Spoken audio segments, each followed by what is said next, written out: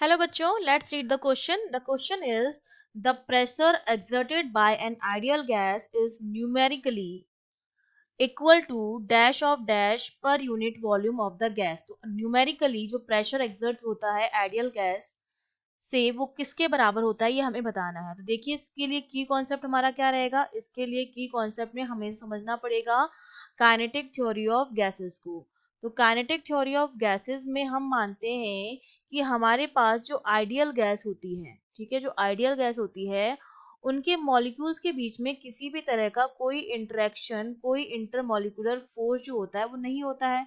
No interaction होता है। No interaction का मतलब मॉलिक्यूल्स के बीच में किसी भी तरह का कोई फोर्स, अट्रैक्शन फोर्स नहीं होता है। जब नो इंटरेक्शन है इसका मतलब पोटेंशियल एनर्जी तो क्या हो गई, जीरो हो गई। तो अब इनमें क्या होती है, केवल और केवल काइनेटिक एनर्जी होती है। और काइनेटिक एनर्जी को मैं क्या बोल सकती हूँ कि जो काइनेटिक एनर्जी होती है because of due to motion of molecules, ठीक है। और हम पता है कि जो हमारे मॉलिक्यूल्स होते हैं, सपोज ये मेरे पास कोई भी कंटेनर है, ये मैंने कंटेनर ले लिया है जिसका क्रॉस सेक्शन एरिया हमारे पास ए है।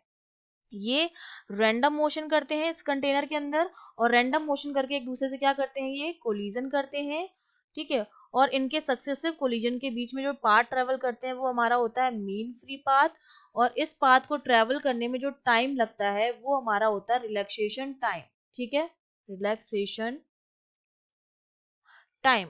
अब हम बात कर रहे हैं प्रेशर की। तो जो प्रेशर होता है वो हमारा बेसिकली क्या होता है, फोर्स पर यूनिट एरिया होता है। The force applied perpendicular to the object surface पर यूनिट एरिया।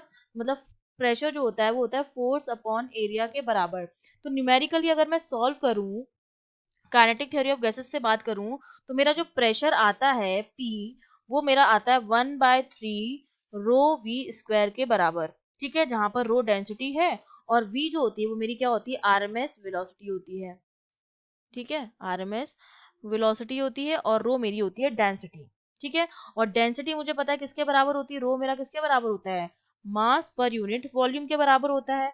तो सारी वैल्यूज रख के, और हम जानते हैं काइनेटिक एनर्जी जो होती है हमारे पास, ठीक है, वो हमारी कितनी होती है, हाफ mv² होती है।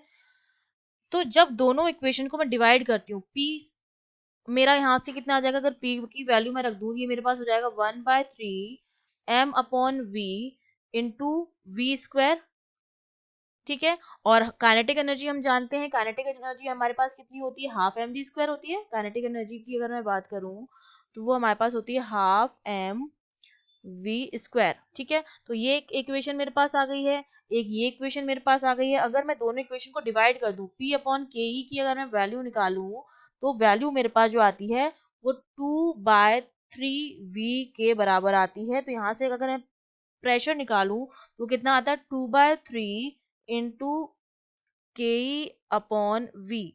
मतलब मेरा जो प्रेशर आता है वो 2/3 of kinetic energy per unit volume आता है। तो यहाँ पर अगर मैं यहाँ लिखना चाहूँ, equal to 2/3 of kinetic energy, जो हमारे पास काइनेटिक एनर्जी होती है मॉलिक्यूल्स की, जो हम एवरेज काइनेटिक एनर्जी निकालते हैं उसका 2/3 होती है। और ये v हो जाएगा per unit volume of the gas, ठीक है। तो मैं कह सकती हूँ कि जो प्रेशर एक्सर्ट होता है न्यूमेरिकली, वो हमारा क्या होता है, वो इक्वल होता है mean kinetic energy of translation का, ठीक है। मीन